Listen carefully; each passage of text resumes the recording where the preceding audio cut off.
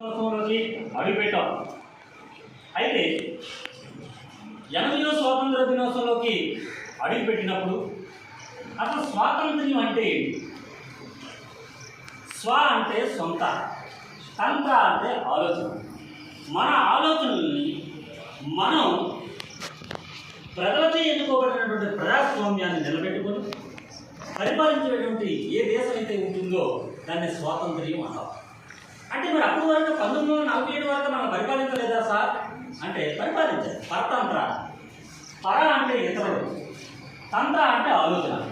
British వాళ్ళ యొక్క ఆలోచనల ప్రకారం, బ్రిటిష్ వాళ్ళ చట్టాల ప్రకారం ఆ రోజు మనం బానిస బతుకులతో మనల్ని ఒక బానిసనిగా చూస్తూ వాళ్ళు మనల్ని చిత్రహింసలు పెట్టి చెప్పింది నియం చేయకపోతే బూట్లతో తన్ని, అవకాశం ఉంటే మన స్త్రీలను మానభంగాలు చేసి ఎంతో మందిని సుమారుగా 30 లక్షల మంది బలిదానమే తీసుకోవడం.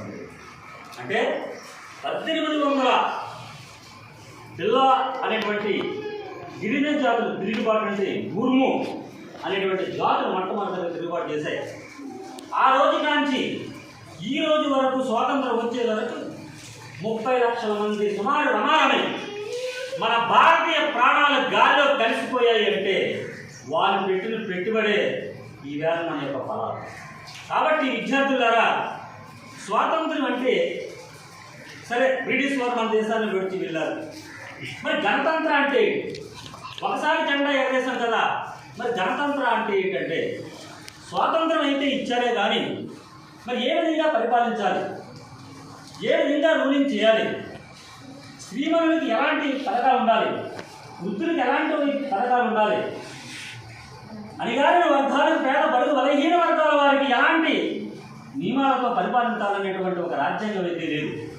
కాబట్టి దీనిపైన మనకి భారతీయులు మీరు పరిపాలించుకోలేరు, మీరు రాజ్యాంగాన్ని రచించలేరు.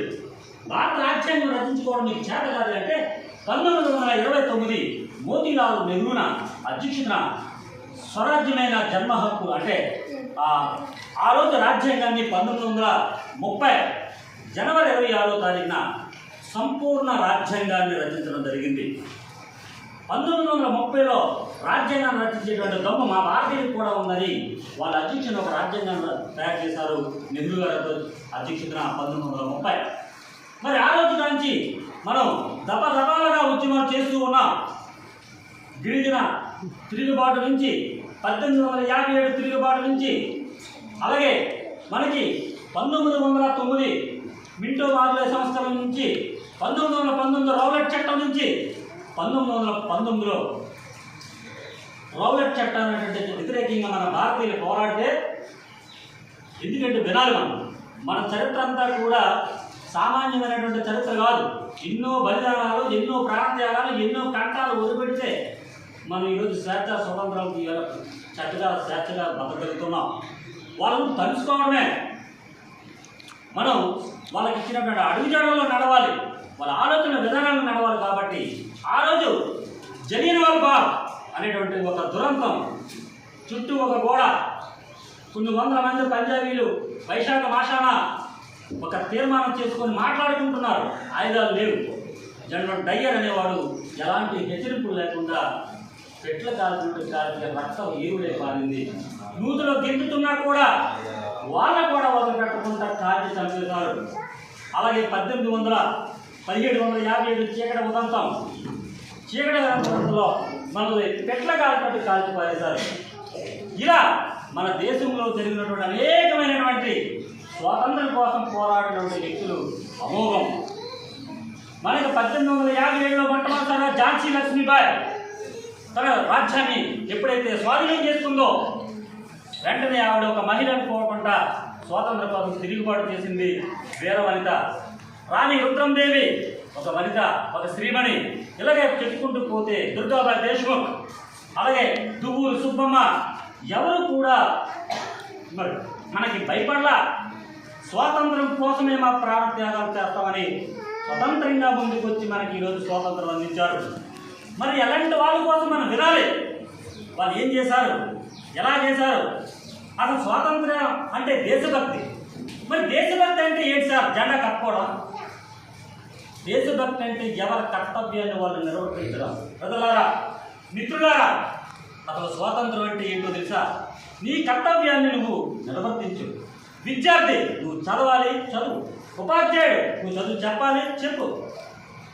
మరి ఇంజనీర్, ఆనకట్టలు కట్టాలి. ఐపీఎస్, వ్యవస్థను కాపాడాలి. ఐఏఎస్, అడ్మినిస్ట్రేషన్ నిలబెట్టాలి. ఎవరి కర్తవ్యాన్ని వాళ్ళు నిర్వర్తించడమే నిజమైన దేశభక్తి. ప్రజలారా, కాబట్టి ఇలాంటి స్వతంత్రం కోసం ఎంతోమంది ప్రాణాలు అర్పించారు. మరి ఆ రోజు అల్లూరి సీతారామరాజు బ్రిటిష్ వాడిని గుండెల్లో దడ పట్టించాడు. బ్రిటిష్ వారికి వ్యతిరేకంగా దొంగకాలకు పిలుపులను పిలిచి చంపేశారు. మరి అతను భయం లేదా స్వాతంత్రం కోసం? తనకి కుటుంబం లేదా? తనకు తాను రక్షించుకోలేడా? కానీ ఒకటి మాత్రం, అల్లూరి సీతారామరాజు 1 మంది చనిపోతే 100 మంది పుట్టుకొస్తారని, ధైర్యంగా కొంతమంది తయారవుతారని కాన్ఫిడెన్స్తో, ఆత్మవిశ్వాసంతో తన ప్రాణాలు వదిలాడు. అతనికి భయం ఉంటుంది, కానీ నాలాంటి 100 మంది అల్లూరి సీతారామరాజు పుట్టుకొస్తారని ఆ రోజు శపథం చేసి చనిపోయాడు. అది అల్లూరి సీతారామరాజు. పట్టుమని 23 సంవత్సరాలు లేవు. బ్రిటిష్ వారికి వ్యతిరేకంగా పార్లమెంటుపై దండయాత్ర చేసి అక్కడే నిలబడ్డాడు భగత్ సింగ్. భగత్ సింగ్ ఉరికంబాన్ని ఎక్కుతుంటే చిరునవ్వుతో ఆస్వాదించి తన ఉరికంబం ఎక్కే ముందు ఒక మాట అంటాడు. అతనికి కుటుంబం లేదా? అతనికి తల్లి లేదా? అతని తండ్రి లేదా? మరి ఎంత ఎందుకు? ఒక భగత్ సింగ్ చనిపోతే 100 మంది భగత్ సింగ్లు పుట్టుకొస్తారని, నా దేశం కోసం స్వాతంత్రం వస్తే ఈ తృణప్రాయంగా నా జీవితాన్ని అర్పిస్తారని వెంటనే గురేసుకుని చనిపోయినటువంటి మహనీయుడు సుభాష్ చంద్రబోస్. దేశం కాని దేశం 1943లో సింగపూర్, జర్మనీ వెళ్ళి అక్కడ మన భారతీయుల్ని కూడగొట్టి సైనికుల బందీలుగా ఉన్న వాళ్ళందరినీ ఒక మూమెంట్ తీసుకొచ్చి జపాన్ వారితోని, జర్మనీ వారితో ఒక ఒప్పందం చేసుకొని అక్కడ ఉన్నటువంటి సైనికులందరినీ కూడా ఒకటగా చేసి బ్రిటిష్ వాళ్ళని నిద్రపోవడానికి చేశాడు సుభాష్ చంద్రబోస్. ఆజాద్ హింద్ ఫౌజ్ అనేటువంటి ఒక సైన్యాన్ని ఏర్పాటు చేసి